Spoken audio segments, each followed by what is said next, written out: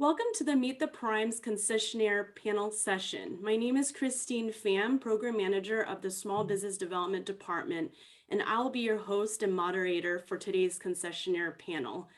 Our San Diego International Airport team and panelists would like to extend a warm welcome to all of you and thank you for giving us your prized time. With me today is Maria Quiros, who will be facilitating the Q&A box, and Maysel Mathis from Caltrans, who is our support team member. Thank you both. And now a word from our President and CEO, Kim Becker.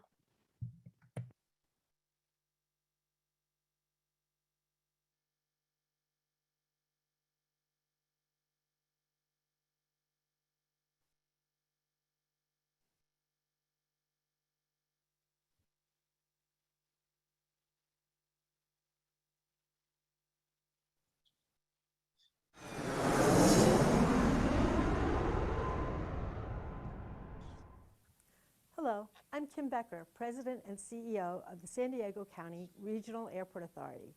It's my pleasure to welcome you to the 2021 Meet the Primes presentation.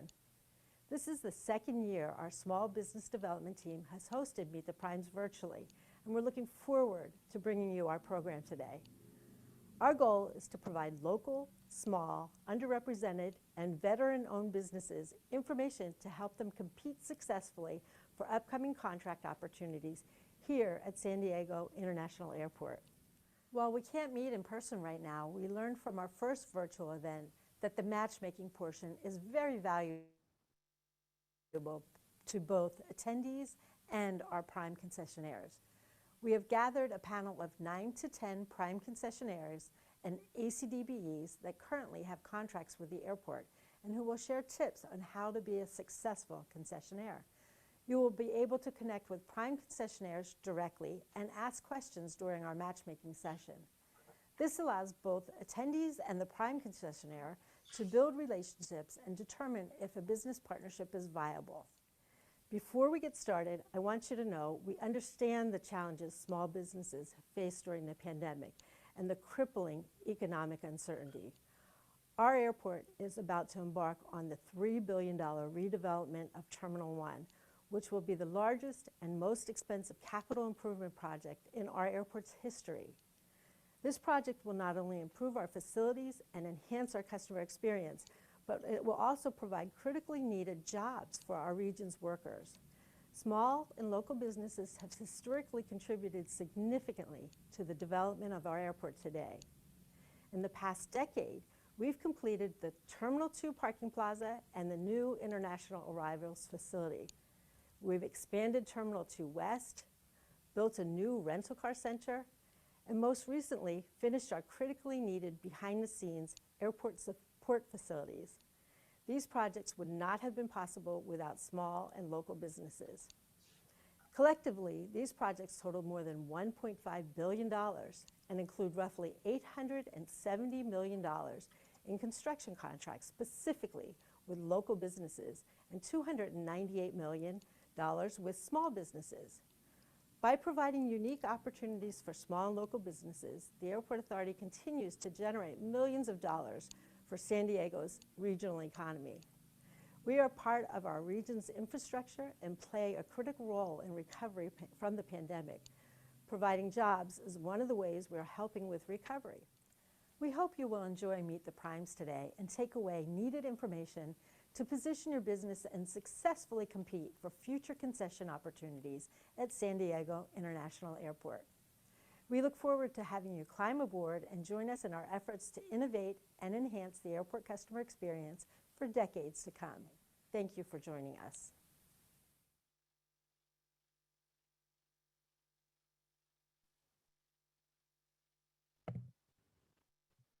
Thank you so much, Kim, for your welcoming speech.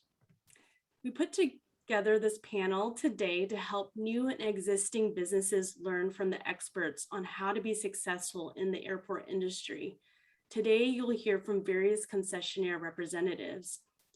I want to now introduce all your panelists today. When I call you, please go ahead and introduce yourself, who you're with, your role, and a brief description of your concessionaire company.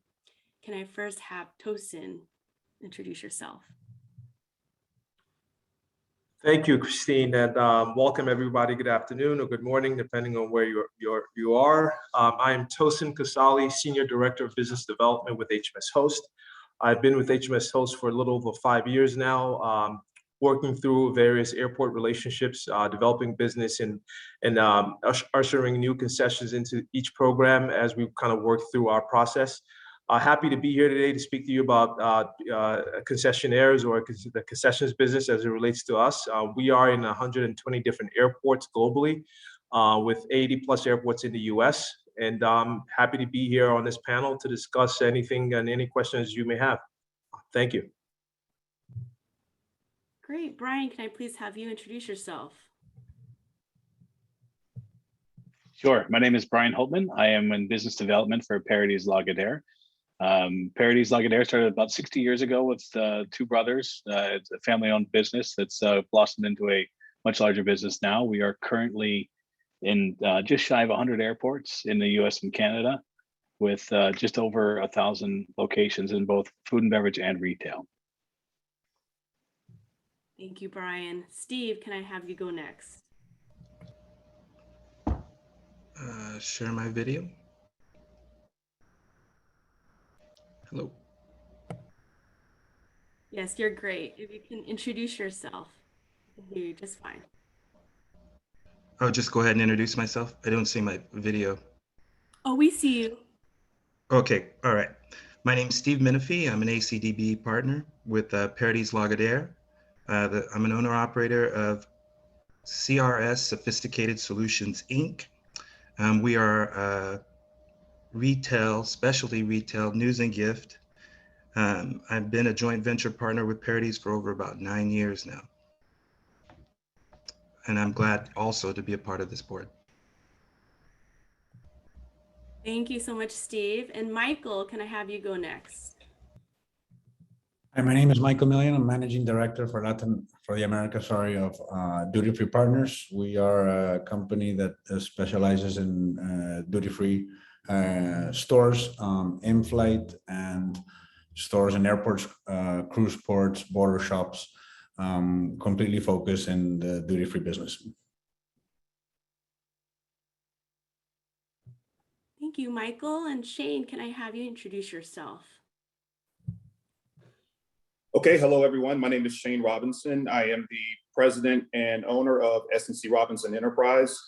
We are a joint venture partner with HMSHost at the San Diego Airport, specifically helping to manage PGA Tour and California Pizza Kitchen at San Diego. We've been in the business since 2011, and we are partners in 6 different airports across the country. Look forward to being here. Thanks, Shane. And Aaliyah, please go next. Thank you, Christine.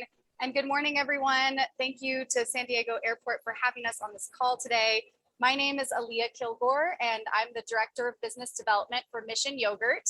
And I've been with the company for 5 years. Today, I'm coming from you in my home in Evergreen, Colorado. Just a little bit about Mission. We are a family-owned, minority-owned boutique airport hospitality company, and we are one of the 4 ACDBE certified companies on this panel today. We operate primarily in high-traffic airports, including San Diego Airport, Denver, which is our home base, and soon John Wayne Airport. We have over 30 years of experience in restaurant concessions and operate a wide range of concepts, including fast food, fast casual, coffee shops, and full service restaurants and bars. And today we have 14 concepts in 2 airports. I look forward to connecting with you guys. This wind is getting me. Thank you, Aaliyah. Maritza, can I please have you introduce yourself next? Thank you, Christine. Thank you, everyone. Good morning. I'm Maritza Haller, Vice President of Culture with High Flying Foods. We are a family-owned company, and we own food and beverage operations in 5 airports in the country. We are in San Diego, Oakland, San Francisco, in California, and we're also in Dallas, Texas, and Denver, Colorado. At the highest level, we are restaurateurs and we love what we do. We truly value people and love building relationships with people.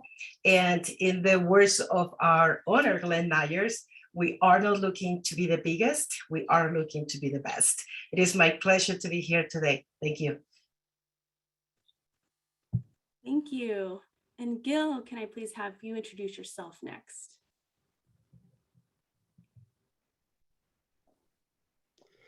I'm Gil Johnson from Procurement Concepts.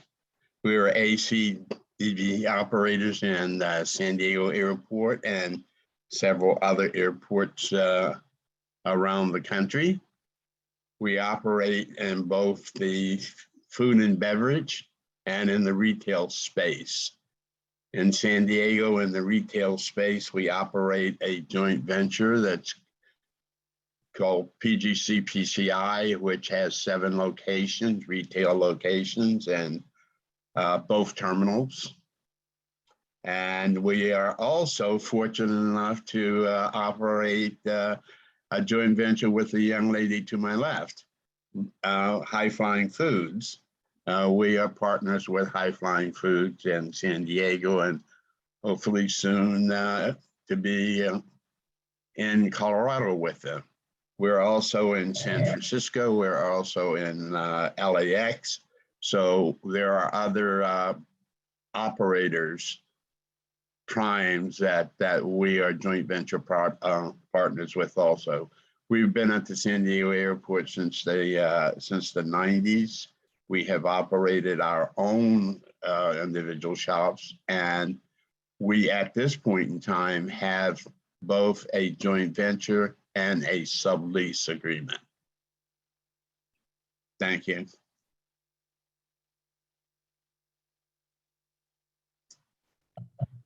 Thank you so much, Gil. And last but not least, can I have Heather and Cecil introduce yourself? Thank you, Christine, and good morning to everyone, or good afternoon, depending on where you are across the country. It's really good to be here. I'm Heather Berry, Vice President of Strategic Partnerships for SSP America, part of the business development team. And a little bit about SSP is we are solely a food and beverage concessionaire, meaning we only operate food and beverage restaurants in airports around the world. We are one of the world's largest food concessionaires. And in the United States, our real focus is trying to keep it local and bringing you that sense of taste of place, if you will. We're really excited that currently at SAN, we operate a number of units, including Cadobas, Camden, and Prado. And we operate in about 130 airports worldwide. And we pre-COVID served about 1 million people per day. So that's a lot of McDonald's hamburgers, if you will, if you think about those numbers that go up on the golden arches. So it's great company, really exciting. Our primary focus with ACDBEs is we usually go through the joint venture type of process with our ACDBEs. So looking forward to getting to know some of the local people as we hope to grow our business there in San Diego. I'd like to also introduce Cecil Delaney, who is our Director of Operations within SSP, and he will also be participating on the panel today. Thank you. Thank you, Heather. Thank you, Cecil, and thank you all panelists for your introductions. Now let's get right into our first panel question. How did you penetrate the airport market? And I will first have Maritza respond. Thank you, Christine. I'm going to answer this question by sharing some portions of our company history. It started out with owning restaurants in San Francisco, California. We owned Flytrap and Firewood Cafe, and they became highly recognized in the city. SFO was one of the first airports to break out contracts so that small owners could come in and operate at the airport. So at that time, SFO was in the process of building out a new international terminal, and the mayor of San Francisco, who had dined at a restaurant several times and loved our concepts, he invited us to bid on a contract for this project. So we applied as an ACDBE women business with Dana Myers, And to our blessing, we won our first contract in SFO. Over time, we figured out how to operate. We love being in the airport, and we continue to bid new contracts, and we're awarded several locations. As we grew, we graduated out of the ACDBE program, and we became a prime developer and concessionaire, and became the largest operator at SFO. We decided to pursue Oakland, and we were awarded one location there. There were definitely thresholds in our company, and our owner, Glenn Myers, had made a commitment with his wife, Dana, that we will not grow outside of our backyard while their boys were in college, and he fulfilled that promise. And as soon as the kids went out to college, we started to pursue other airports, and San Diego was the next one. Our approach was to embrace farm to local and local iconic brands. So we partnered with some of the best local operators, and we were awarded several locations. Gil Johnson, our ACDBE partner, has been great to work with, and we love hospitality, so we continue to pursue contracts. DFW came in 2016 and Denver in 2019. And throughout the years, we have gained several awards in our industry and got national recognition. It is definitely our passion. Thank you.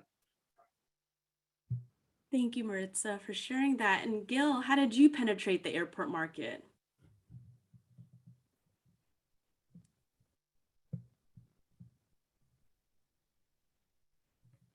We'll circle back with Gil.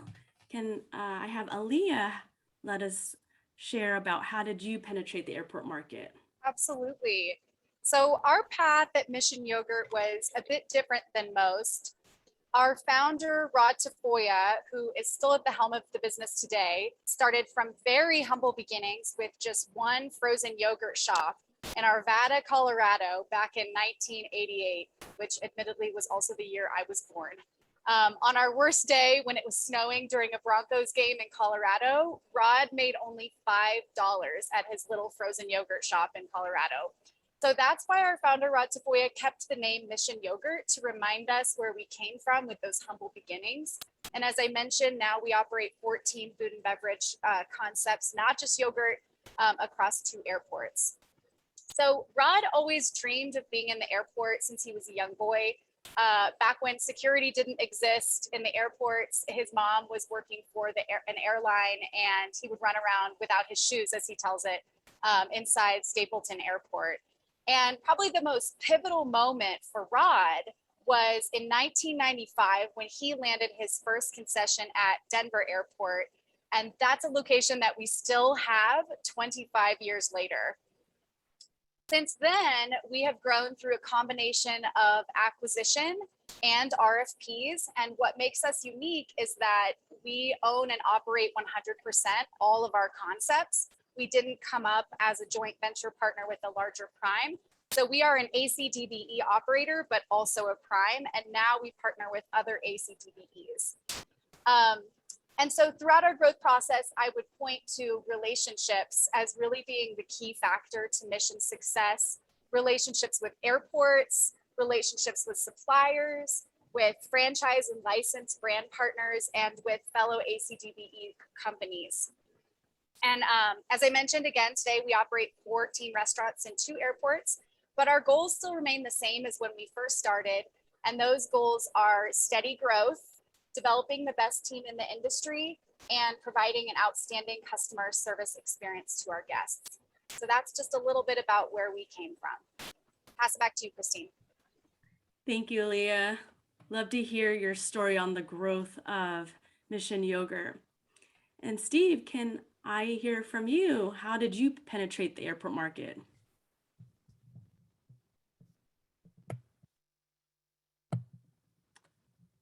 Oh, Steve, unmute yourself, please. We can't hear you. Back in 2001 through 2004, I worked for an organization here in San Diego called the Lewis Organization. They owned and operated 3 McDonald's restaurants in the airport, and I was their director of operations at the time. So I really got immersed and exposed to the airport environment at the time and got to know who the players and everyone was. And I thought, what a great concept. Well, I have since left them back in 2004, started my own business. I became a 7-Eleven franchisee. And then 8 years later, Paradies had a consultant who approached me and asked me if I'd like to interview with the Parady shops. At the time, Dick Dixon was the chairman of the company, and I met with him and Sylvia Peralta, who was the director of business development at that time. And the rest is history. Paradies offered me the position, and I've been with them for 9 years now. That's kind of how I got into the. Thanks, Steve. And Gil, how did you penetrate the airport market? Well, we've been in the airport business since the mid 90s. We came in first as a subtenant of HMSHost. And we grew from one concession, which was a push cart. And about 6 years later, we had 6 standalone locations. Again, Host being the prime, we were the subcontractor.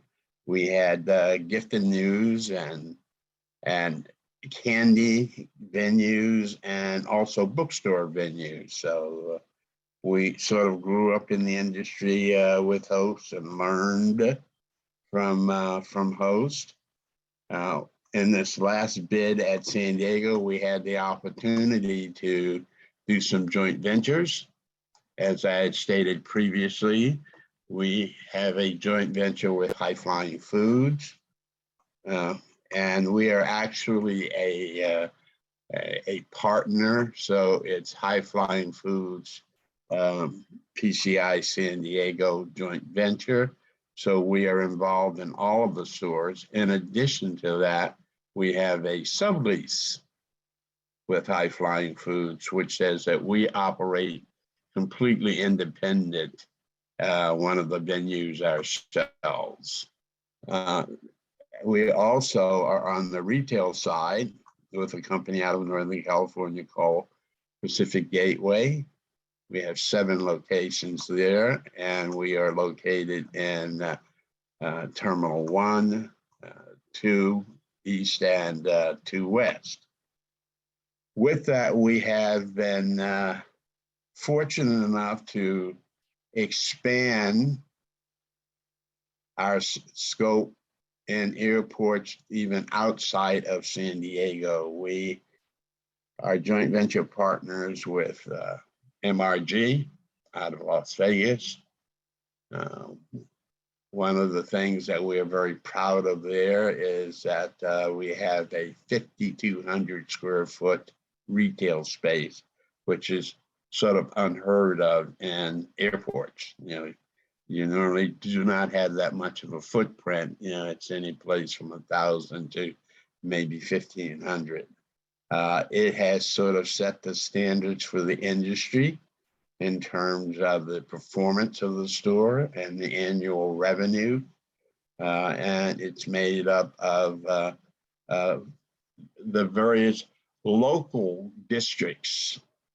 And that is one of the concepts that most airports try to bring, so that they have local flair, local flavor. So it does look as if you left from a destination, as opposed to you could have purchased the item any place.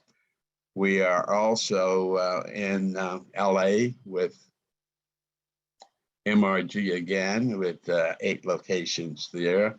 And we are working diligently with High Flying Foods on the Denver airport. So that is our penetration. Wow, thank you so much, Gil, and all panelists for sharing about a little bit more on where you are as it stands in the market. And just to get to know some of your company cultures, Gil, what is the culture like exactly with your company? Well, and that's a very important word to us, is a corporate culture. We really try to create an environment where people enjoy what they're doing, that they have the opportunity to advance, that they have the opportunity to contribute. It's okay to make mistakes, just don't make them too often. Seriously, it's okay to make mistakes. Sometimes I think environments are set up that people are afraid to color outside the lines or to push the envelope because they're afraid of the repercussion. We try to create an environment where we counsel and coach people as opposed to executing them because they have done something wrong or improper. You know, we believe that our job is to not worry about whether a person skinned their knees, but it is our responsibility to make sure they don't break their neck. So we try to we try to create that environment where they feel comfortable. And it's amazing when people are in that environment, their creative juices start to flow. And that ultimately helps the company, and that ultimately helps you to grow. It's interesting because my generation versus the generation now of X's and Z's would think a little bit differently. So it is a challenge to be more open and to allow the younger people to display their talents, because believe it or not, they have significant talent. We just don't tap into it. Thanks. That's culture to us. Thank you, Gil. And for Paradies, Brian, what is the culture like with Paradies? Sure. So Paradies started, 61 years ago as our first location was a toy store in ATL's Atlanta airport. We've grown a bit since then. We've gone into other programs as well, and I think our goal is to still keep that small town feel, that small company feel. Greg Paradies is still leading our teams. While it was no longer a family-owned business, we still have that, and we still keep that hold true. We have a lot of crew members who have been here for 30 plus years, as well as partners that we've kept throughout longer terms and through extensions and contracts. So, we are a larger company, but we definitely have a small town family feel within our organization. Great. There's nothing like going to work and feeling like you're at your second home and very comfortable with that. And Aaliyah, what is Mission Yogurt's company culture like?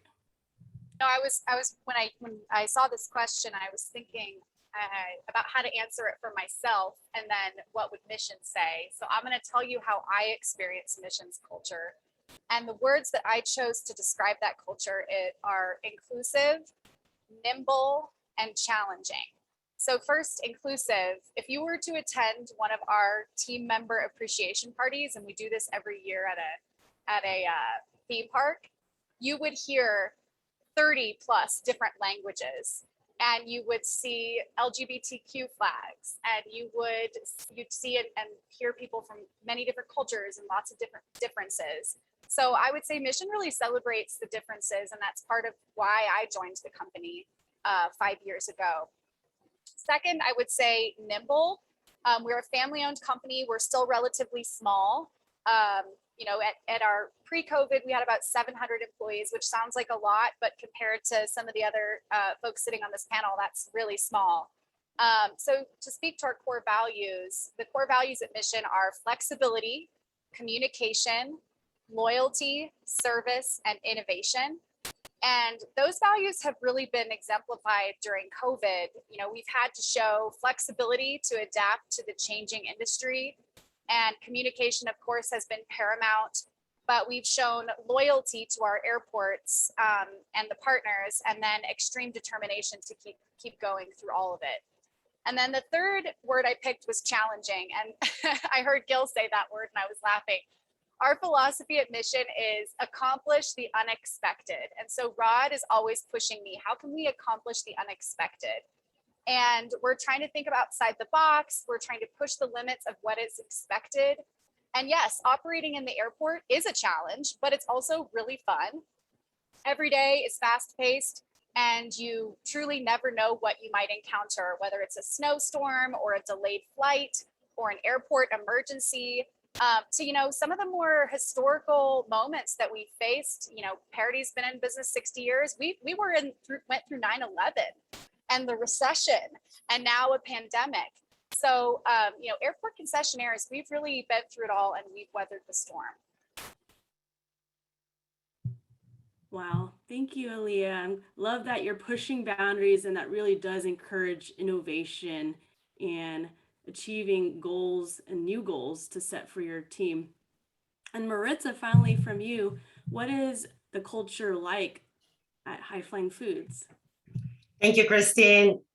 I have been with High Flying Foods for over 13 years, and I started as Director of Operations for San Francisco. So I could really talk about culture for hours, but in the sake of time, I'll touch on some key points. The first thing I will say is that we are family owned. We really love that. And from my perspective, I moved here from Mexico 23 years ago, and I truly found home when I joined High Flying Foods. And I have stories from Glenn that Dana Myers used to serve tables with their boys on her hip and play here. And I love that because that really encapsulates how we are family. And we treat our employees like that. When somebody joins High Flying Foods, we love them and we care for them. I was saying earlier that at the highest levels, we are restaurateurs and we love what we do. Each of us in the company has some passion for hospitality, passion for an area of it, whether it's service, wine, beer. So there's always that area of learning about the industry, and we really love that. We are based in the Bay Area, so we love being in the Bay Area, but we also approach each community with the same level of respect that we do in the Bay Area.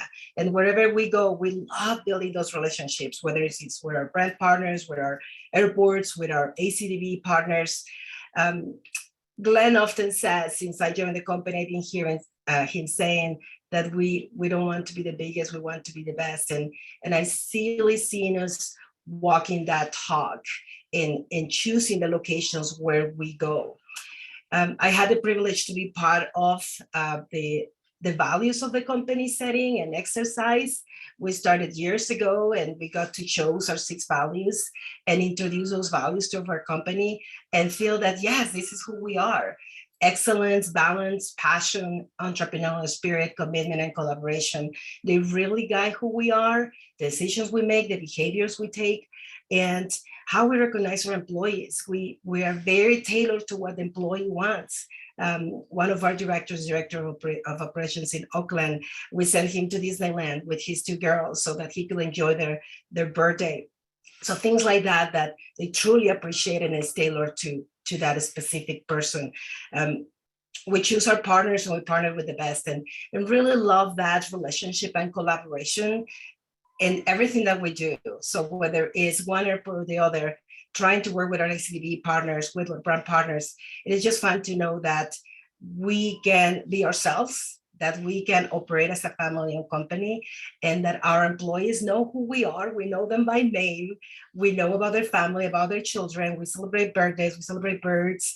I was talking to an employee yesterday here in Denver who just had her 2nd baby. So it really, truly feels like family. And I love really being part of this team. Thank you, Christine.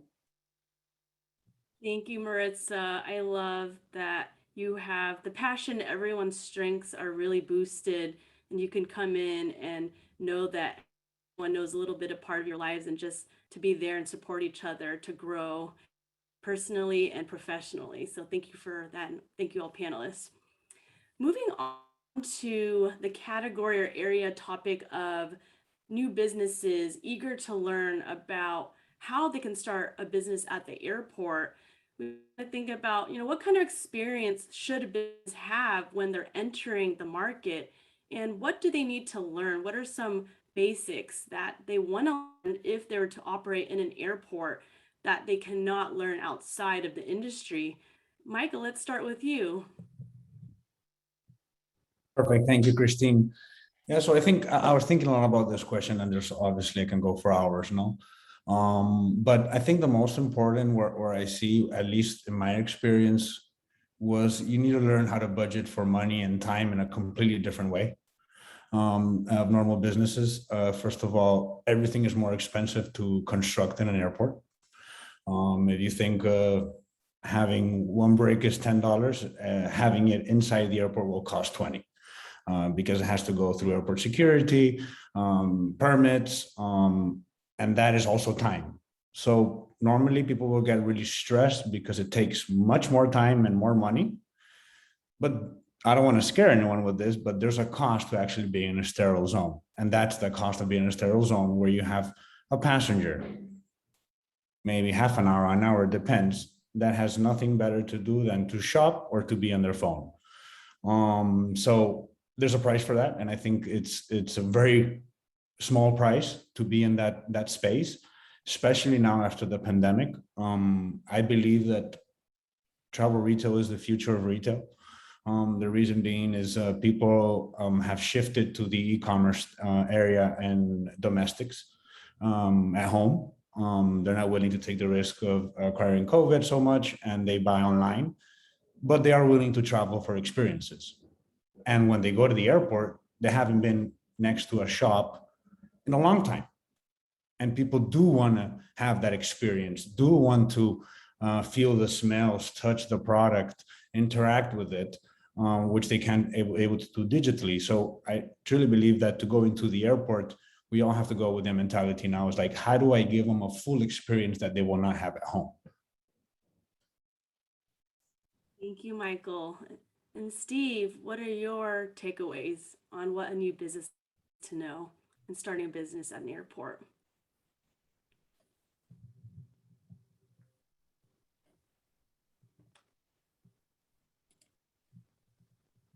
Oh, Steve, can I have you unmute yourself? Sorry, we can't hear you.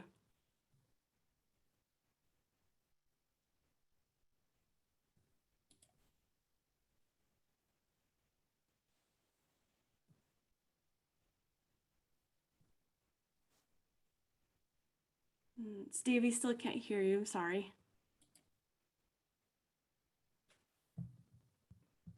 Mute. There we go. There. Am I unmuted now? Yes. Thank you. It took a while for it to unmute. I apologize about that, everyone. But Michael mentioned two things. He talked about cost and experience. In my 9 years, one thing, if I were to go back, a few things are important. Now that you're doing business basically with the government as being an ACDBE certified, which is the jurisdiction of that is monitored by the Department of Transportation, there's your contracts, there's paperwork, there's everything on a quarterly and annual basis that you have to turn in. There are certain people I think you would want to make sure that you have as part of your circle of influence. Some of those people would be, I would encourage you to have maybe a business attorney, because there are documents that you have to turn in as far as what your participation level is as you work through the airport. And also on an annual basis, you have to keep up your certification with your ACDBE certification. So therefore, as I said, having someone that's specialized in contracts would be very helpful.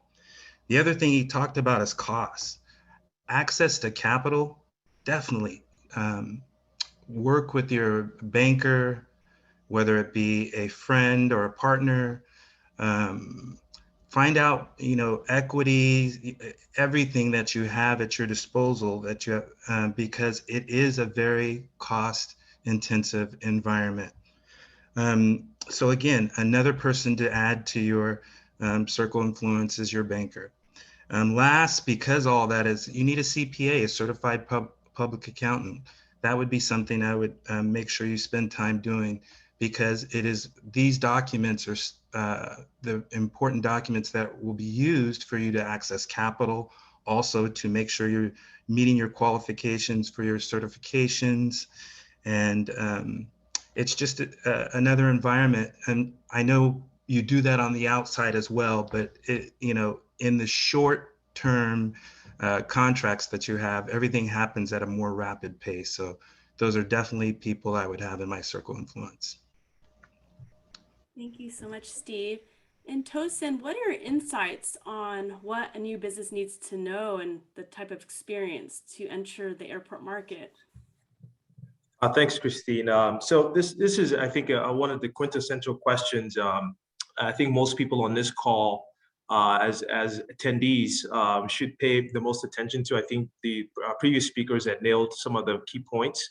And one, just to add to those points, one of the things that drives just the airport business itself is the traveler, it's the consumer, is traffic. What's happening at the airport year over year, terminal by terminal, concourse by concourse, gate by gate. The first thing in this business is you will kind of find out is a lot of it is dependent on what the customer is doing and how you can capture that customer and give not only a good experience but a seamless one that's organic or holistic in a sense where people are navigating the airport environment, which is typically a stressful environment depending on the preparedness of the travelers. So you have to know your airport, know what the passenger is doing, whether you are an origin and destination airport, whether you're a connecting airport, because all those things are going to have an implication on how your business is performing or how you can even capture business depending on the type of business that you're running. So that for one is definitely a must know. And then there are different operating models as a concessionaire. And I know some of my competitors or friends and colleagues in the industries are on this call, but there are airports that operate from a master concessionaire model where there's one concessionaire that runs the food and beverage for the entire airport, and then you've got multiple concessionaires or multi-operator models where you've got one or two more players. And then you've got the developer model, which has its ups and downs. You effectively have an intermediary working on behalf of the airport to manage the concessions program. While all of these models have advantages and disadvantages, but again, what works for a different airport could be beneficial or challenging for your opportunity within the airport. Because again, there are only 100 pennies in a dollar, so we have to basically understand all the different inputs and outputs that will make a concessions opportunity favorable as a business owner. And then you've also have cost to build as one of I think Michael mentioned this, very different operating environment. You've got to do a lot with a very small space, and the smaller space means you have to do a lot more customization than necessary. So that in itself comes with a certain level of expertise. How do you optimize a space that's only 100 square feet, if that?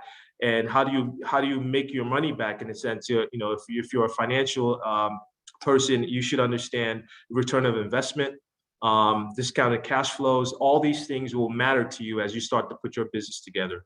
And then sometimes it's also a matter of getting to know people, seek out some memberships, some mentorships within the industry. People who have done it before, people in your local environment, or even things like this where you're able to network with a vast majority of professionals who've worked up and down the value chain of an airport in some fashion, either as a brand, a concessionaire such as my company. And then just as you're going through the process, you're going to come to a point where you're going to need some help, and also leverage the relationship with the airport. They are the custodian of the business. They understand each and every component of it. So their input is valuable. And I think to be successful, you have to have a very credible working knowledge of all the things that everybody has mentioned so far, and some of the things that I've mentioned as well. And I think from that standpoint, I would start there, but it always starts with the customer. If you can solve the problem for the customer, make their day better, I think you'll be in good shape. Thanks so much, Tosin. Great key points on doing your homework, with each airport being very, very different. And I love that tip on seeking for a credible mentor to have as guidance to share all the knowledge necessary to put their foot in the door. So excellent. And next question, what kind of key attributes is in a great partner? So there's so many different type of business arrangements. So this could be a partner such as for a joint venture, if there's like a sublease agreement, a vendor, or even construction, etc. Let's start with Michael. What are some key attributes in a great partner, in your opinion? Well, I think first, at least this is my personal opinion. I think it's very important how someone makes you feel at the first time you meet, and then after a certain amount of conversation. And if people are, a partner is willing to listen, and both sides are willing to listen, because my idea when I'm looking for an ACDBE is I'm willing to listen to have a different perspective of the business, because we're a big company and sometimes we get blind by our bureaucracy, and there's way we can improve, but at the same time, that bureaucracy has a value and the other person also has to listen, right? So listening is one of my first attributes, as mentorship, both sides, always.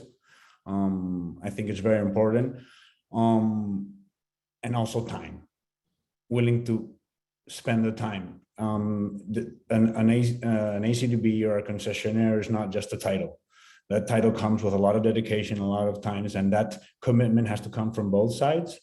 And I think my fourth is win-win. It always has to be win-win for both sides. No one can get greedy. The moment that someone wants greedy and wants a bit more, it doesn't work. It doesn't work. It's a very tight margin business with high mags. And if there's not a really true synergy on where the win-win position is and where that parameter is, it's not going to work. So constant communication. Great, thank you, Michael. And Maritza, what are your insights on what are great key attributes in a great partner? Thank you, Christine. I've really thought a lot about this question and thinking about our partners now. So I'm going to start at the highest level. We seek out for those who share our values and mission, and everything starts from there. Really, partners who are willing to collaborate in the process is essential and is critical. And I like what Michael said and made a note about, that first meeting, it's essential. So really finding now that you share our values and our mission, and we can partner as we move forward, that definitely is essential. Let's start for us from that. Whether it's an ACDBE partner or a brand partner, we definitely want to walk a path together, knowing that we're looking at things in a similar way. When it comes to brand partners, we really look for those restaurateurs or master chefs, James Beard Award caliber, so that we can go into airports and have that uncompromising vision of delivering the best to our guests. I shared earlier about our values, and passion is one of that. We look for people who have passion about what they do, and they want to be the best in their area. And communication is important, because as you have too many people who are passionate about something, of course, there's going to be some differences or some challenges, and communication is important because you can get through whatever that might be, whether it's a menu item, a design item in the restaurant. We need to be able to come together and talk together to get through that. Gil in San Diego, we have a great collaboration with him, and we talk often, and we are always on communication, and same with our ACDBE partners in other airports. They're highly involved, and we are always talking. And I want to encourage everybody to check our website, highflyingfoods.com. We have some really good videos of some of the partners that we have open restaurants with, and it really shows some of the things that I'm talking about. Thank you, Christine. Thank you, Maritza. Very important, good communication and transparency. And Gil, what are your ideas on what are great attributes in a great partner? I'm going to start with culture. I've thought long and hard and worked through this problem for issue for years. But if you're in the organization with the right culture, and if you're in an organization that really want to do the right thing for the traveling public, and they want to put out the best product they can, and they value not only their customer base, but they value their employees. That's very, very important. As Marissa was saying, I probably talk to High Flying Foods, once a week about various things. They ask our opinion on business. We ask their opinion on business. One of the things that they recognize is in some instances, they're not as close to the local airport as their partner is. So we share information.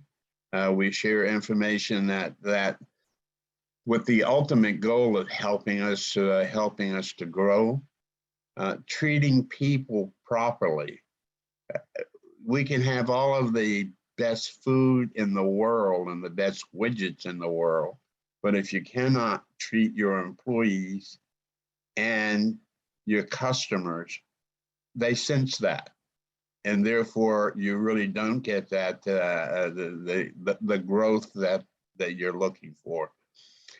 A joint venture partner to me is, the comment was made earlier about it's got to be a win-win. It really has to be. Anytime one feels as if they've taken advantage of the other, that's not a good situation. And there are difficult times, such as we've gone through with 9/11 and with COVID, where we have collectively had to reevaluate, refocus. We had to get through this together. Those are some of the things that are really important to me, is choosing. I can't stress enough that choosing the right part, spend the appropriate and necessary time to see if you have a relationship with the person that you're about to do business with, because you've got a 5-10 year contract, and that's an awful long time if you have a caustic relationship.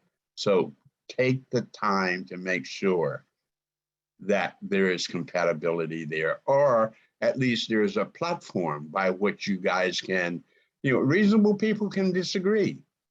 There's a platform that you can talk it out and you can work it through for the benefit of, I'll close by saying, for the benefit of the customers, the employees, the growth, and the airport. Thank you. Thank you, Gil. Your comment on how you make others feel with either your employees or your customer base, that really reminds me of Maya Angelou quote, where people forget what you did, what you said, but people will never forget how you made them feel. So that really hits home for me with something that I learned from a former manager, supervisor. But great tips on that, because that's a long-term, almost like a marriage relationship. 5-10 years is a long time. You got to be smart with making sure you find someone that will get along with you, and you both will be able to help run a business that's very, very successful, and keeping that open communication. And Heather, what are your insights on key attributes in a great partner? Hello, Christina. This is Cecil. I'll be helping Heather with this. So I think, the panelists hit on a lot of great points. And, the thing that I had written down for my notes, and the biggest thing really is communication with being a great partner. SSP America operates many joint ventures, ACDBEs, and subleases across the country in our operations. And I would definitely say being close, not only with the airport, but having that communication like Gil was talking about. It's really important for us, whether you're the prime or whether you are in a sublease, to make sure that you are keeping the pulse of the airport. Every airport is different. Every airport authority may want something else, maybe looking for something just a little bit more to help, change that guest experience. Because at the end of the day, I think all the panelists would agree on here that we're really here for the guests that come in every day. Those are the ones that help us be successful, but how we treat those guests, and then as Gil was saying too, how we treat our team. What is our culture? How do we believe that we should treat people on a daily, weekly basis? And having that close relationship with your airport or with your partners only helps build that trust and relationship, not only in the current airport, but also in other airports for further growth. Really having that close communication also allows, I believe, just personally, it allows to believe some of those other issues, whenever we do go through circumstances like COVID, it allows us to come together as a team and to really rely on each other to help figure out how we can get through these problems that not just only we're going through, but possibly each of our subtenants, our partners, or anyone is going through as well across our airport. So definitely would just like to drive home the communication part. And I know all the panelists hit on that, but definitely I believe is a key attribute in being a great partner, not only with your airport partners, but also your partners that you're in business with. Thank you, Cecil. There are a total of 4 ACDBE partners that are on the panel today, and we want to emphasize on the importance and benefits of being certified if you do qualify and meet that definition. I want to hear from the panelists, what are those benefits and what was your experience throughout the whole process? Gil, let's start with you.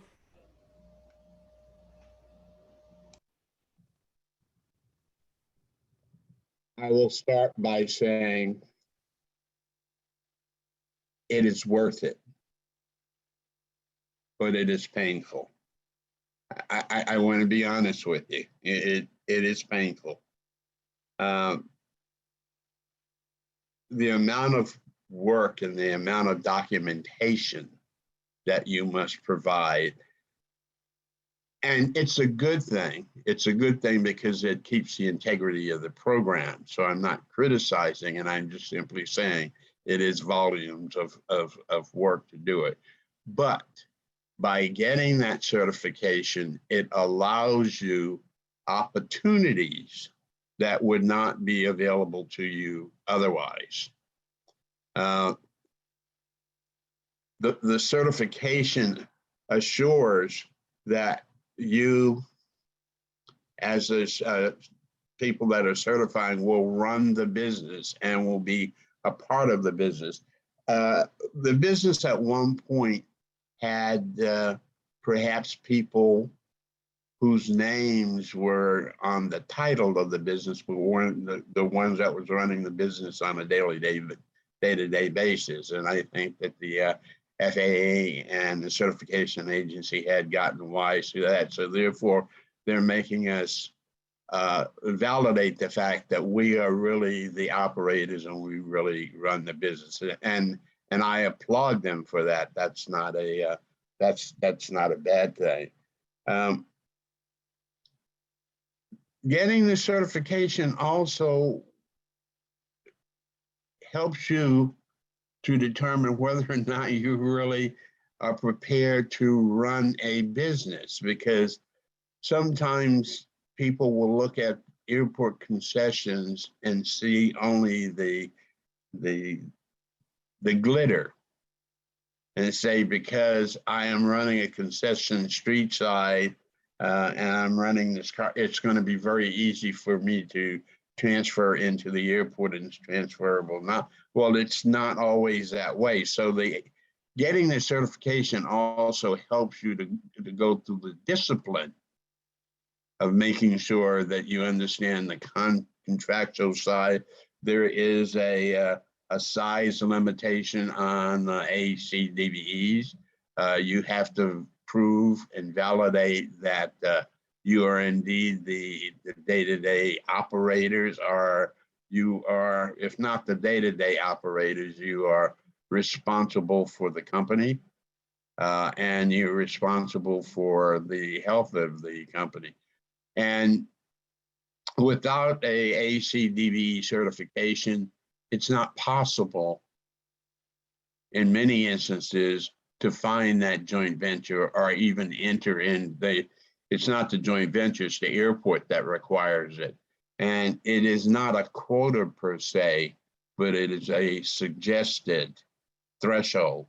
And I endorse it because at the end of the day, it's bringing equity and it's saying that your airport should look like your community in terms of diversity. And that's a good thing.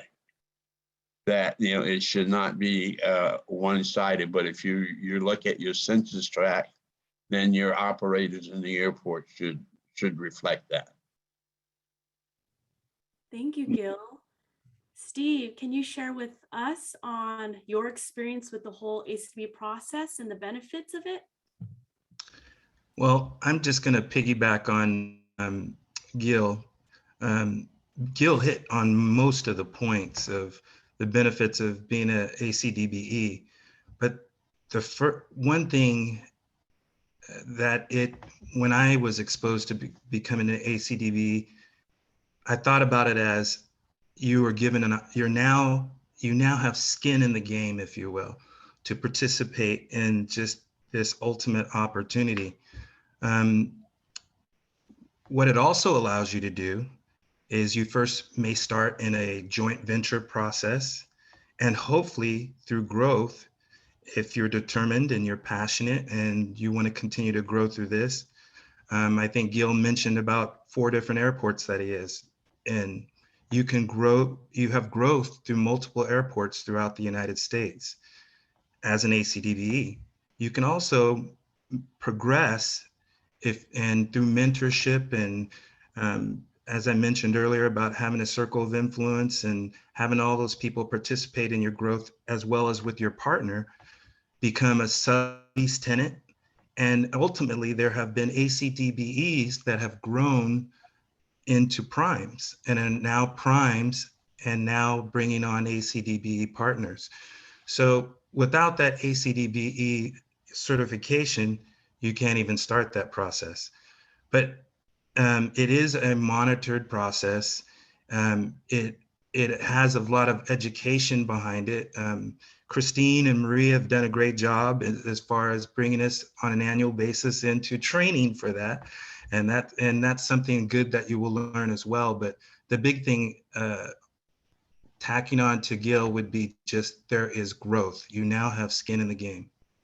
Thanks. Thank you, Steve. And Aaliyah, what are your insights and input on the experience and benefits for Mission Yogurt and for anyone in general that wants to look into this certification? Yeah, thanks, Christine. And Gil is right. The certification process is painful. You have to provide so much documentation, just the volume is really challenging.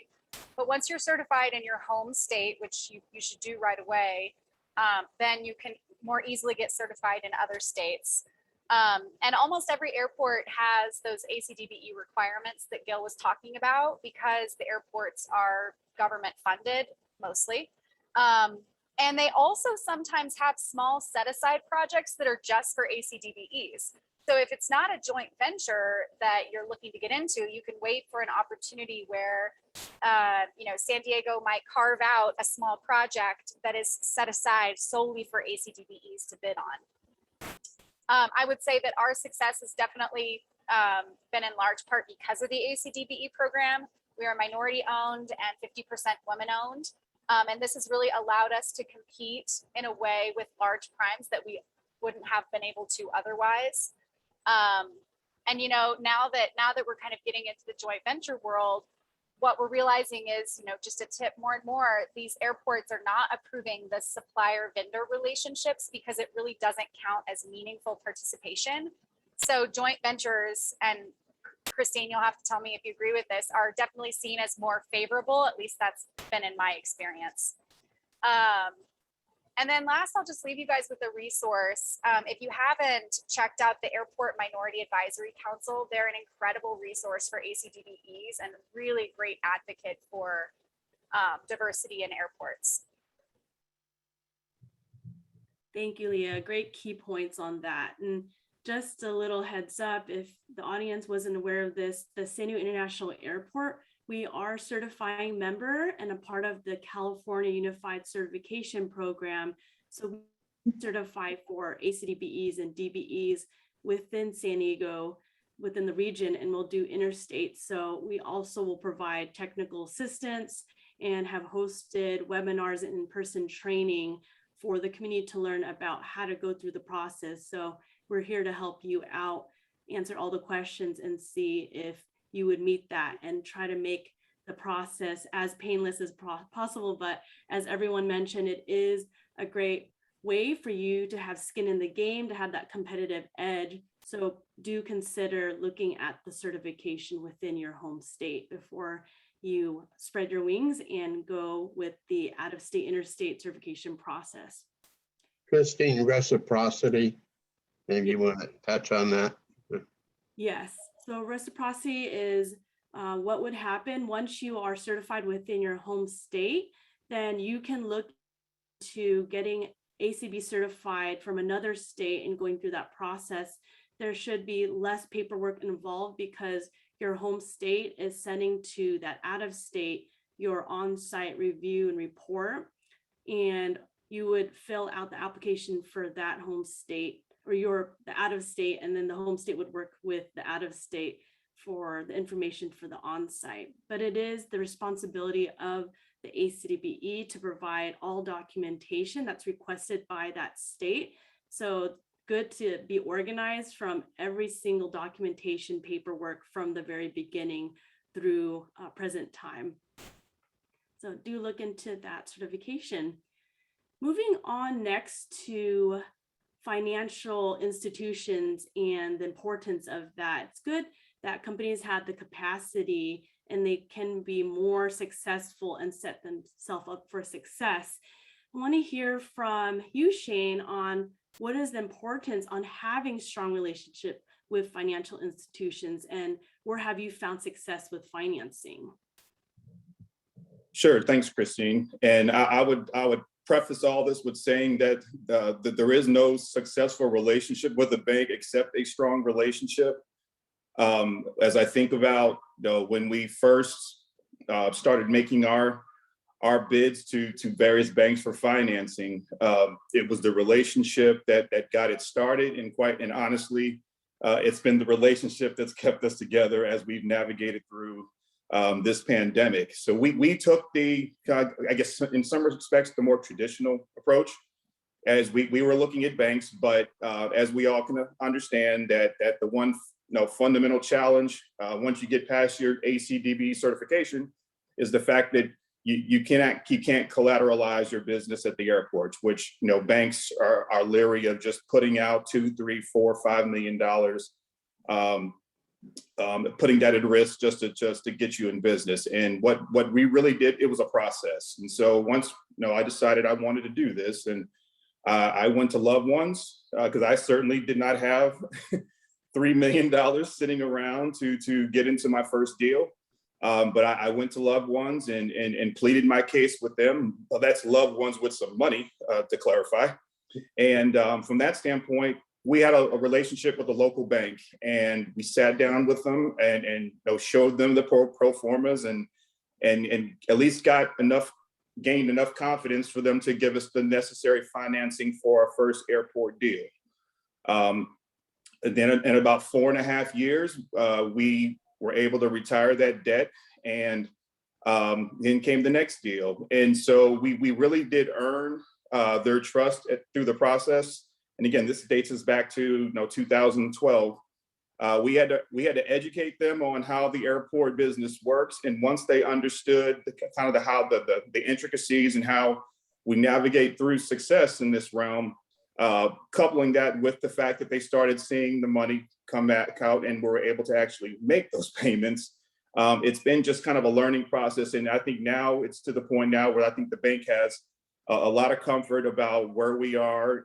We were very, very methodical in our approach. We did not try to take on more than we could handle. And now I'm happy to say that we're at a position now where I don't need that backing, that S&C Robinson can stand on its own 2 feet and get the necessary financing. But none of this happens without that relationship. And certainly to tell any entity in the last that you're not going to see a payment probably for the next year, which is in the reality what's happened to most of us, you better have a relationship intact in order to navigate that, because they've been an absolutely fantastic partner and we have no intentions on looking anywhere else. And it's really now feeling more like a partnership as opposed to a bank.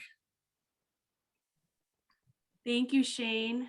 And Aaliyah, can we hear from you on what you believe is the importance of having strong relationship with financial institutions, and where have you found success? Yes, and Shane, oh my gosh, you made such a great point about educating your banker. And I think that's why you have to start early, because the airport is a different world. And if your bank has never worked within an airport before, you've really got to be able to educate them on what the lease looks like. And for a bank to give you a letter of reference or on a loan without even having a lease, just for the RFP, you have to explain to them why that's needed. So in our case, having a strong relationship with a banker is just critically important. And to give you a real life example, we have a great relationship with a regional bank here in Colorado called Vectra. And as a result of that relationship, we were able to quickly get a PPP loan. And for anybody else that applied, they were gone like that. We got $5.5 million in the first round as a result of that relationship. And because of that, we were able to keep all of our restaurants open throughout all of COVID, since we were able to retain our staff and continue paying them. So that just shows the true importance of having a relationship at any given time. And, Stephen spoke about this earlier, but access to capital is just a must in the airport environment, because building in the airport is extremely expensive. So even if you do have cash, we all know that the construction costs are just increasing. You're probably going to need more. So again, having a banker who knows your history and can quickly provide loans and understands the airport environment is very important. Thank you both. Christine, may I piggyback on that? Yes, because I think this is such a critical point. Everyone has said that it is more expensive to do business in airports, and it truly is. The other thing is that your expenses are front-end loaded. So you have to construct things and build things before you start to see cash flow. So the bank really has to understand that the cash flow is there, but you have to pay your contractors first before you can take profits out of. So I myself would sit down with our bankers monthly, even when I didn't have anything to ask for, to simply keep them in the loop and to keep them up to speed as to what was happening presently and what was in the pipeline and what was coming. So therefore, things were not really a surprise to them when I said, okay, we want to pull the trigger on this. The other good point that was made, when you're putting together the RFP and you're asking for a letter of credit, or you're like asking for recommendations up front, banks just don't understand that. Banks understand that, we will give you money if you give me your house. We'll give you money if you'll give me your whatever your assets are. So in the regards that you're asking for them to do that without having those things. Next to your attorney, and Steve Menifee made a good point about who do you surround yourself with. Your banker has got to be one of the key players, because without that banker, you can't go forward. Thank you, Gil, for chiming in on that. Very important key points. Moving on to the next question, concessionaires must look into the pipeline for business development and contract opportunities. Can the panelists share on how a business can position themselves for continued opportunities, and typically how far in advance should they look into the pipeline? What kind of proactive steps should be taken? Can I have Tosin go first, please? Yeah, sure. Thanks, Christine. No, this one is very interesting and intricate for a lot of reasons. A lot of airports are ran by some government entity or municipality in some fashion. At least some of the airports that we've come to find are the most successful commercial airports, which can handle a vast majority of passengers. So from that standpoint, I think it's imperative, as I always say, it's about starting with the relationship. You build a relationship with the airport, you build a relationship with various entities within your locale, whether it's brands, you get to know your city council members. Those are usually the custodians of some of the information that come out in regards to opportunities within the airport. The airport typically hosts outreaches of some sort. And a lot of times when the planning of these opportunities happen, there is a check, so to speak, with various entities to make sure the timing is right, the experience and the experiential factors are right. So again, one of the key components is also is understanding the different relationships and what you'd have to bring to the table to be successful where an opportunity should present itself. Another thing is also getting to know the airport more intimately from the standpoint of the contracts. If you're looking for a contract that's either with an incumbent or is coming to an expiration, those are the things you should have handy as you're starting to navigate the opportunities within the airport. You know, if there's something, a space, or whether it's as a concessionaire, for example, we typically have our pulse on what's happening with the airport, either in the form of using what's on the airport's website, or there's also airport experience news. Shout out to Mel and team, who also provide very good information through what they call a fact book.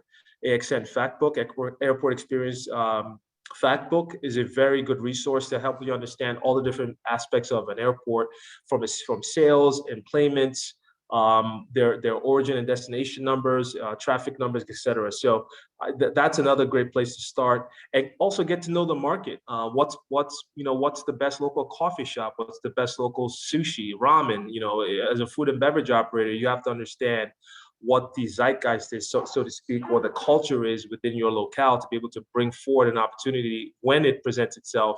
So you're not, behind the eight ball, so to speak, when there is an opportunity, because again, these opportunities are very highly coveted. From a timeline perspective, it all depends on the plan. If an airport is planning a new opportunity, whether it's in the form of a new concourse being built or an extension, or maybe it's just a revamp of the program, depending on the opportunity, you have to understand all the nuances that come into play once you're starting to formulate a plan to propose. Because if you're looking into bringing some of the great food and beverage opportunities within the airport, so are other people, hundreds of other people at sometimes. So again, early and often, always make sure you're checking in with various constituents within the airport or within the locale. Choose your partners and strategic partners wisely, ultimately, because these key components will also bring value add sometimes outside of just the financial aspect of things, or navigating the space from a technical standpoint. You also have the qualitative aspect of things that have to be thought about as well. Just looking into tying in the community, tying in the right partners. Your ACDBE partner strategy has to kind of coincide with what the airport's looking for. Are you bringing new opportunities to people who have value and skin in the game, as we've all said at various points during this conversation? And I think those things, if you're looking for a timeline, most of these things happen within, I'd say, 24 to 6 months of an opportunity presented itself. So the earlier you're in the market, the earlier you're starting to understand the nuances of what the airport or the passenger base is looking for, the better. And I think that's what makes successful opportunities in the airport viable. Once you have all the pieces of the puzzle and start to understand when the airport's going to put out an opportunity, you're already ahead of the curve with your response ready in some fashion. Thank you so much for that, Tosin. Great information. And definitely, if the audience isn't aware of this, all airports have a public records request where you can submit and ask if you can have, say, the contract and find out the terms and any type of information. And then that can be given to you. That way you have an idea of the terms on when the expiration is going to occur, if there's options for renewal, and then you can put that in your timeline of planning and setting up yourself for success to contact financial institutions, build those partnerships, and have all that information ready to go, and then being ready for those solicitations once they're advertised and on the street. And Cecil, what is your insight from SSP on how the audience can look into the pipeline for contract opportunities and preparing themselves? Thank you. I would definitely have to say, like Tosin was saying, there's a lot of different variables here. I think one of the biggest key points is whenever an airport does reach out to the prime companies or different partners, I think really being involved in those pre-bid meetings that happen with an airport to kind of see what they're going to be looking for in the RFP. Are they going to be looking for a lot stronger as far as national partnerships? Or is it something where they want some more diversity, where you are going to want to get a local coffee shop, a local pizza shop, a local sandwich shop? And really, what is the airport looking for? Because that's really what shapes, how you're going to proceed. And you definitely need to know that.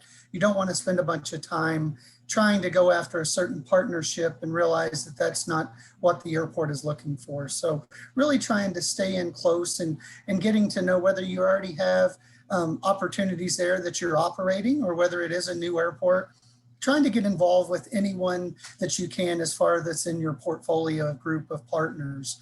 I definitely would say too, this is where it definitely benefits having ACDBEs in other areas. For SSP specifically, as it came up earlier with some of the panelists, getting that certification so that you can get a certification, whether it's in California or in Denver, Colorado, wherever it may be. It's really important because that also helps you build that partnership. But any big company or small company, no matter which one it is, or airport, you're always going to want those strong financial relationships. And with those strong financial relationships, the partnerships that you carry across the country or even in your region, those are definitely some of the most important things. And then you have to look at the diversity. What does your portfolio look like? Definitely in a lot of airports and the direction everything seems to be going, there's a lot more local. They do want to see, why would I come to San Diego Airport? If I'm coming here to fly through, I may not want a national brand. Let me get some of the local culture, some of the local cuisine to kind of be a part of my experience when I'm traveling through. And I think we've really saw a lot of that here across the last several years, where a lot of airports are looking for that, but also the traveling public is looking for that. And of course, to get into kind of the timeline, those pre-bid meetings are going to be important, but also I think it really just depends on what you're going after. Some airports, if you're just trying to get an extension on your contract, then you may not have to go as far out as a couple years. If it's a brand new airport that, say, you or any of your partners don't have business in, you may have to do some more research. So that may involve just a lot more groundwork ahead of time. I definitely think it's important, though, staying close to any of the connections, whether it would be anyone that's your partner, anyone in the city, anyone in the airport where you're going after an opportunity. And definitely try to make sure that you have a close feel of what they're going to be looking for in those RFPs. And that's what allows for you to make sure that you do form the right team, or that you have a good proposal to have an opportunity to win a bid or to win an extension. Definitely can go a long way by having that communication with the airport. Thank you. Thank you, Cecil. And Shane, what is your opinion on how a business can position themselves for continued opportunities and success? Sure, Christine. Well, I would start with just saying that as an aspiring concessionaire or prospective concessionaire, you've got to have a plan. You've got to understand know where you want to go, where would you like to be. To just say I want to get into airports and go to and make that approach is not going to really buy you a lot in terms of responsiveness. So you've got to really understand where you want to go, and part of that is understanding what the local players are. If you're talking an RFP, certainly you need to be well out in front of that in terms of kind of putting, if you're a concessionaire yourself, having your product in mind, if you're looking for partners, and then trying to get some support to say why your product is of value. And then also, if this is your first time, certainly to Leah's point just about certification, you bring that is a box that not everyone can check, and certainly creates more value for you to someone having that ACDBE certification. And if it's your first time, it can take an awful long time. So you've got to be well out in front of that if you're looking at pursuing new business or in an airport. For us, the joint venture model works pretty well, and that's what we've pretty much aligned our business around. But that relationship with the partners that we do have, and we have two fantastic ones, it's really about staying engaged with them and understanding where their priorities are, where do they see business developing.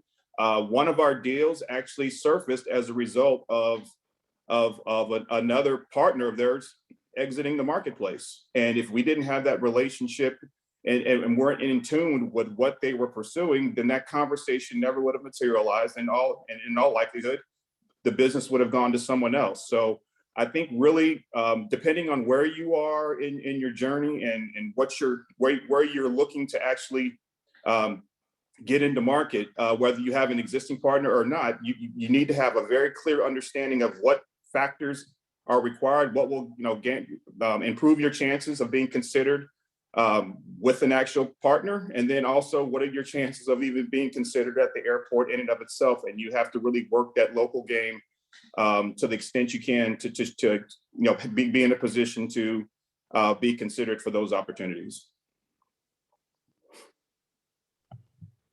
Thank you, Shane, and all panelists. Just switching up gears a bit, it's pretty important for the audience to take a look at the different type of trade organizations, groups, and even attending conferences to create those relationships, meeting face to face. What do you recommend on what they should look into? Can we have you respond, Cecil? Yes, I would definitely say on this one, there's probably the two most important conferences that, anyone who's trying to become a partner or to get involved in the airport business would definitely be AMAX and then AXN. That, AXN conference was just in Dallas here this past August. It really, more than anything, not only can you see and get to, have that relationships with other people in the industry, but, just as Shane was saying, it's that partnerships to where you find out if there's other opportunities coming down the pipeline. Going to these conferences, not only do you get to see some of the innovative technologies and things that are maybe coming out, but also you get to really get around and get that, what we would call networking. You get to meet lots of folks in the business that we're in, and a lot of people that are trying to be prospective ACDBEs or that want to be joint venture partners. It's kind of a who's who of who is at these conferences, and definitely a lot of relationships are met there, as well as there's going to be a lot of airport authorities there, whether it is the local authority or an airport authority that's going to have some control over that. Really kind of gives you an insight into what you should be looking for. So I would definitely have to say AMAC and AXN are definitely the two most important that come to my mind when it came to this question. Thank you. Thank you, Cecil. It's been a rough year and a half, and there's been a lot of lessons learned from all the different businesses on survivor mode. Shane, can you share with us on what lessons have been learned from the pandemic from your perspective? How much time do you have, Christine? No, in all seriousness, as I've spoken with individuals throughout, the past 18 months, and, most of them, giving us hugs and that type of thing, just knowing how tough it's been. The one thing I've consistently said to them is, well, you just don't plan for a pandemic. And if one were to ask me now what the biggest piece of advice I would give to them as you navigate this business is to plan for a pandemic. And I don't say that facetiously at all, but just because of the fact that you just never know. And so really for me, I'm glad that we were methodical about pursuing business and very, very disciplined about debt retirement first before anybody gets a dime outside of the people working for us. But in all seriousness, I think that's probably one of the things that just resonates the most with me. And just we understand there's going to be fluctuations already in this business, but to experience what we've all experienced and to come out of it still alive for the most of us is just, for me, it's just about being very methodical, asking the questions. I've become much more vigilant with making setting time with my partners to really get into the P&L and understand what's happening and what are we doing financially and how that's going to potentially impact us. Things that I just kind of, in some respects, took a little bit more for granted just because, again, we have trusted partners and we felt like, we're going to be okay, that type of thing, to whereas now, again, just a lot more discipline about working my way down to the bottom line and really understanding financially what's happening and what type of headwinds are potentially out there. And making some plans according to that. And then also just making sure we're very clear on what the business direction is. We're operating a lot different than we did prior to the pandemic, just to survive and still be able to run a profitable business. So just really that engagement piece and asking the extra question, whereas once upon a time, maybe we would just let that one kind of just let nature take its course, if that makes any sense. And can I have a follow-up question with your response, Shane? How are you preparing for the new future after experiencing all this? Well, and I think it's we've taken a good look at what's from a staffing standpoint. What do we absolutely need to run the business, and what can we do without? Obviously, I think everybody's menu looks different than it did 18 months ago. I say this, we're actually partnered in Terminal T4 at JFK. And once upon a time, I would have said, if there weren't airplanes there, you just go there to eat because it had all these magnificent restaurants with these absolutely outstanding menus and that type of thing. And we're still there. But the reality is we've had to just change what we've offered to meet the new demand.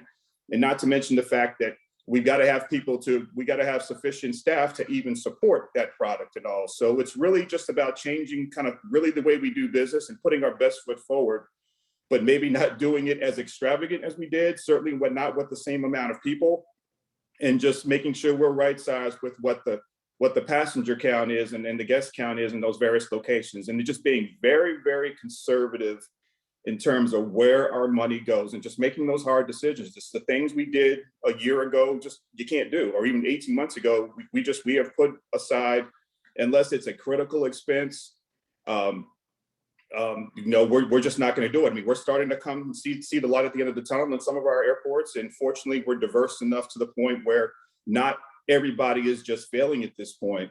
But I think that's where you just got to really just be very, very methodical and ask the tough questions and being willing to make those sacrifices. Those same sacrifices I made to get into this business are resonating with me right now because I'm making some of the same sacrifices right now to stay afloat. Thank you, Shane. Ryan, from Paradies' perspective, what kind of lessons have been learned from this pandemic? Well, I think it's safe to say we are still learning from this pandemic, right? I mean, we've obviously the first wave or so has been over. Some of the critical things we're finding from that is, in addition to finding great partners for you to partner with locally, it's also important to find great airports to partner with as well too. I think it's safe to say that nobody did expect the challenges financially that we're all seeing because of the pandemic, but we are very fortunate that San Diego is extremely helpful on our side of the business. for ourselves and for our partner, and understanding what our challenges were.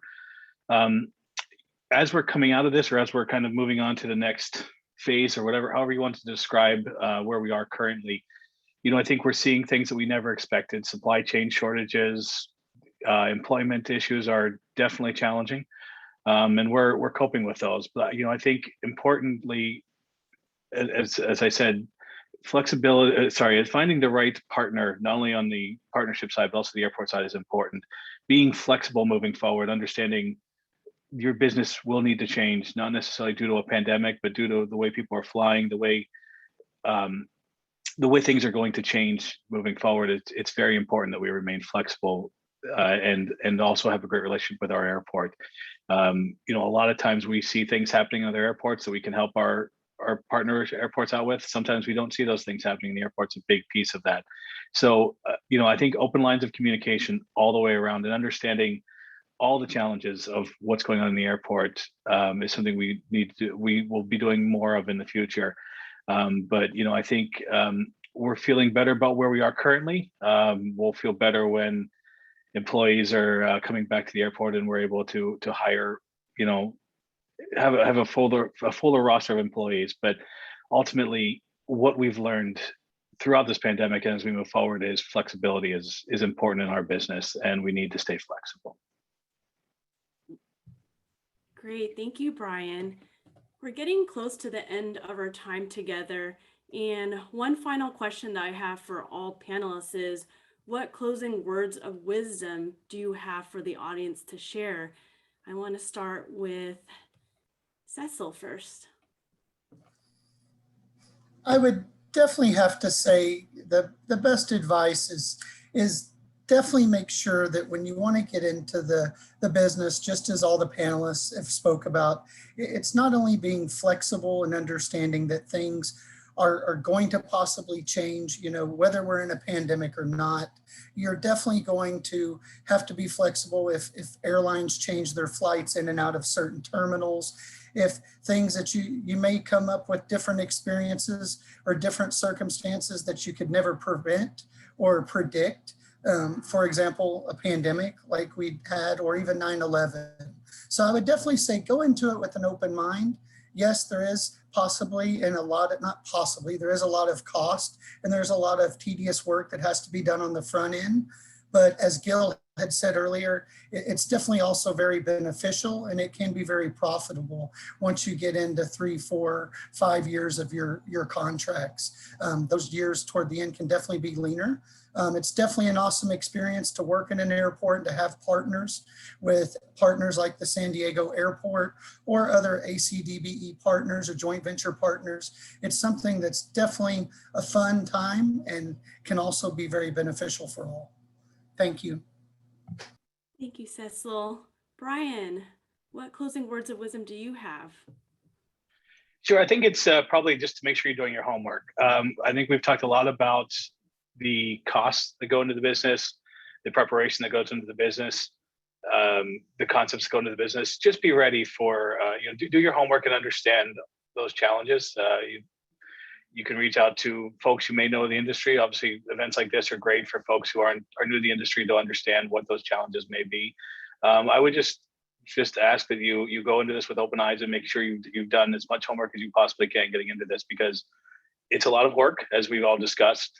There can be some challenges. There can be some great benefits to it. But again, just making sure you understand eyes wide open what you're getting into, I think is very important. Thank you. Steve, what are your closing words of wisdom? Network. Definitely, there were great organizations that were mentioned. AMAC, definitely an advocate for ACDBE participation. If you are able and can afford the opportunity to attend one of the conferences that Cecil availed, AMAC and AXN, those are excellent conferences to attend. I do know my first experience at either of those conferences, you meet so many people, so many players, you exchange so many cards. And, if you're organized, you get an opportunity to actually sit at the table and talk to someone about who you are and what you would like to do in an airport environment, but definitely network. And lastly, if you have an opportunity to actually talk to an actual ACDBE at these airports, because then, you know, I'll use Gil an example. I met Gil back in 2001 when I was working for the Lewis organization. At that time, I was very impressed. I was like, hey, this guy owns all this stuff. And I have turned to Gil on several occasions, being a ACDBE, because I know he has several years of experience there at the airport. So definitely network, network, network. Thank you, Steve. And Shane, what are your closing words of wisdom? Well, Christine, I wish I could say something unique, but I think everyone's pretty much captured you know, what I would actually indicate, and just really have a plan, be persistent, and be present. I think, you know, having those at your disposal will certainly get the conversation moving where it needs to go for potential opportunities. Thanks, Shane. Aaliyah, what are your closing words of wisdom to share? So many great golden nuggets today that have been shared, and I've definitely learned a few things. But in my own time working with Mission Yogurt, I would say the best piece of advice that I've ever gotten is just to listen and observe and analyze before you act. You never get a second chance to make a first impression, as they say. So you need to know the major players and have all the information. When you go to those conferences, AMAC, AXN, research the attendees in advance. Go in knowing who you want to meet. Look them up on LinkedIn, or you know, in those books that they give you in advance that share who the attendees are going to be. When you're looking at a new airport opportunity, listen to what the airport wants, and then go walk the terminal and look for yourself about what's missing, what's lacking, and just really analyze the opportunities that you are looking at to make sure they're viable. So again, just for me, it's listen, observe, analyze. Great. Those are great tips. Maritza, what is your input and closing words of wisdom to the audience today? Thank you, Kristen. When we operate at the airport, it's such a fast pace that it's very easy to focus on the now and forget the big picture. So for my words of wisdom, I really encourage the participants, and most of them are owners of a small ACDBE, future to be ACDBE, think big picture so you can focus on the details when time is coming. First, by knowing your why. You gotta know your why. Why are you doing this? It is your why that will get you through when things are getting challenging, and they will. Somebody mentioned earlier, 9/11, the pandemic really was knowing our why at High Flying Foods that goes beyond financial success. It's about significance, it's about making a difference, it's about legacy. So know your why. The second one is be consistent. If you take that as a big picture behavior, you really will get through being great all the time, not just one or two times. Operating at the airport is a marathon, it's not a sprint. So be consistent. And then the last one really is being nimble to change and adapt. I agree with what everybody said, things change. And you need to change today, at this hour, and this minute. We have always done it these ways from the past. So definitely be open to think about changing with the pandemic as challenges arise. If we definitely go through that and you think big picture, I think that you will be able to get through those challenging moments. And thank you for having me, Christine. Of course, thank you for being here.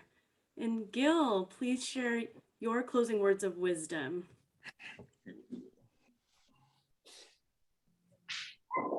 I too have learned a lot in this session, you know, just speaking with some of my counterpoints. I think the key thing is flexibility and being nimble. You know, we talk about 9/11 and we talk about the pandemic, but there is one thing that is constant in the airport industry. We can guarantee we're going to get change. That's the one constant that exists. And change comes in many forms. You know, airline move, you have disasters. It was mentioned earlier that the workforce right now is difficult. It's difficult to get people to come back to work. You know, most of us had to either lay off or furlough some of our staff, and now that the stipends are over, getting them to come back is difficult because some people have also looked at different professions and they're just not available anymore. Working with airports that has sensitivity, and kudos to San Diego and the fact that they have understood the hardship that we were all going through, and that we're going through it together. It's not just us versus them. We're all having the same problems, and you know, I can say the same for some of the other airports. One other comment I would make to the audience is that ACDBEs, I think you will find them very open in terms of if you have questions, they will be responsive to you. It's not like a situation where they said, I have this and I won't share any knowledge base with anyone else. I think you'll find just the opposite, that they will be very receptive and very open to you in terms of their experience. So I would encourage you to indeed do that. In closing, again, I come back to the fact that we just have to be nimble, that we have to be prepared for change, and we have to understand the business. In the early days of the airport, sometimes businesses were run by the seat of the pants. That's not the case anymore. We need to be able to read a P&L the same as the master concessionaire. We need to understand what those numbers are. We need to understand what those numbers really represent. The other key point was that it was that banking relationship. When the times get tough, you've got to go to the bank and they need to understand what you're saying.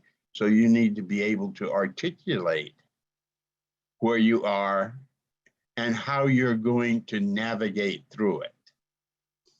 I appreciate the opportunity to be a part of this panel today. With such distinguished panel members, and I thank San Diego for putting this on. Thank you so much, Gil, and all panelists for sharing your last words of wisdom. Since we are at the top of the hour, we want to suggest you to meet with our prime concessionaires and ACDBEs. They all have signed up to participate in tomorrow's matchmaking.